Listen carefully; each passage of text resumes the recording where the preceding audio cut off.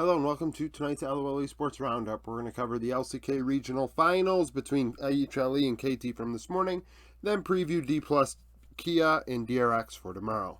Predictions, I'm 270 and 131. I predicted KT to win 3-1, as they did. Aiming 17-3-17, 33% of damage, led the way for KT. BDD 8-6-24 in mid lane.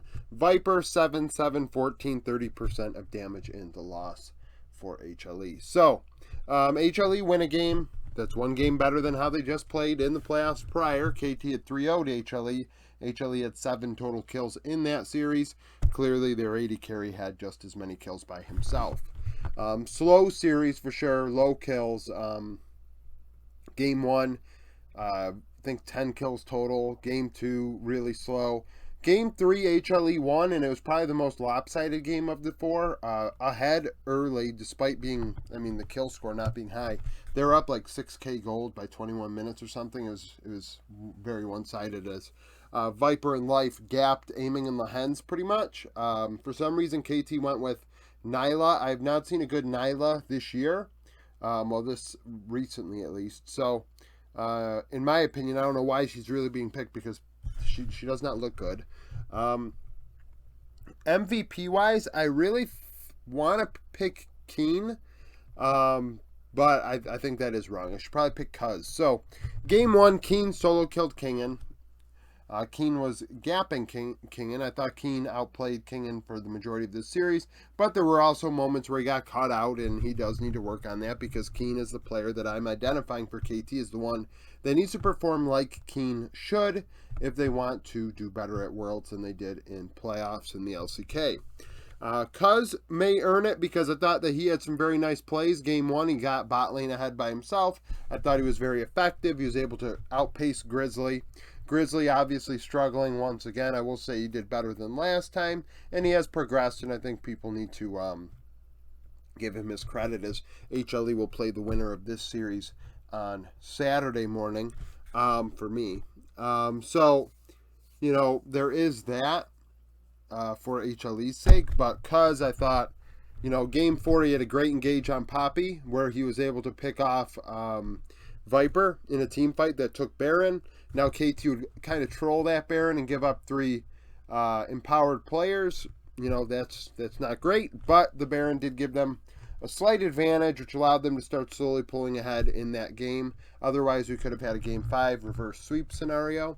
And I thought Cuz, like I said, was effective as a facilitator ahead of Grizzly, pushing Grizzly out of the jungle and gapping him that way. Mid lane I thought was a bit of a wash. I thought BDD found opportunities to make things happen. I thought Zeka was ahead of BDD at times as well. BDD's Zir looked very good in game 4. I thought his shuffles were very, very timely. However, I just, in terms of the team, I thought mid lane was the least impactful. Bot lane, when KT were really going, aiming was laying down the damage, especially on Ksa. His Ezreal in Game 4, obviously very good. One of the most played. One of the players with the most Ezreal games in their career. I've been noticing this sort of stuff now that I've done my Hall of Fame videos. If you missed them, all the links are on the Discord, except maybe the sneaky one. So if you want to watch that series, those are all on the Discord under the Hall channel. But nevertheless, I thought, we're not surprised by this, right? KT are the better team. So HLE find a way to win a game through bot. Viper is very good, better than aiming.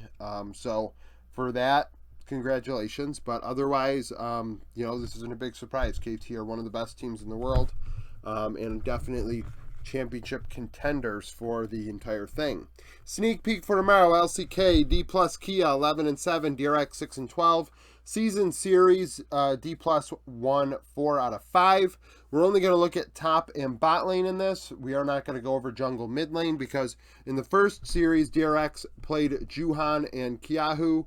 And then, I don't know, maybe they played Krako, Kiahu, I don't know. And then in series 2, it was either Juhan or Krako. And then Fate. Now, it's going to be Fate and Showmaker and then Canyon and I assume Krako. But I'm not going to cite 2-game series to talk about in here. We're going to look at all 4 games from top lane and bot lane. So Kana went 8, 12, 46. Sorry, for 5 games. 8, 12, 46, 21% of damage. Rascal, 12, 18, 13, 21% of damage. I will say these 21s are not created equally. The damage out of DRX was much lower than D+, but we're looking at damage share. Where is the damage coming from? Who are the players getting the resources to deal the damage? Top side is even. It does make sense. I do think Rascal's better than Kana, but DRX are a tire fire. In terms of bot lane, Deft and Kellen went 46, 12, and 100 for 39% of the team's damage. Paddock and Barrel, 10, 37, and 33, 44% of damage. So we're seeing that D plus Kia mid jungle were able to find more consistent damage than DRX's, because DRX's bot lane did deal 44% of the damage. So, 5% is a bit of a diffy. It's an identifier. We're looking at first to secondary carry-like numbers when we think about that. Because really what we're saying here is 30% of the damage, right? Yeah, 30% of the damage comes from mid-jungle for D+ in these 5 games. And then 20, what? No, my apologies. 40% comes from mid-jungle and 35% from DRX, from mid-jungle for DRX. So, this is a bit lopsided as well. If DRX win, it is definitely a surprise. I would argue it is miracle level. It'd be a shocker. It'd be an upset. Let's just say it'd be an upset. I wouldn't say a miracle. It'd be an upset. So, yeah. That's it for the roundup. Thank you for watching. If you like the video, like it, subscribe to the channel for daily League of Legends content. Follow me on Twitter, join the Discord, become a YouTube supporter. Hope to see you again tomorrow.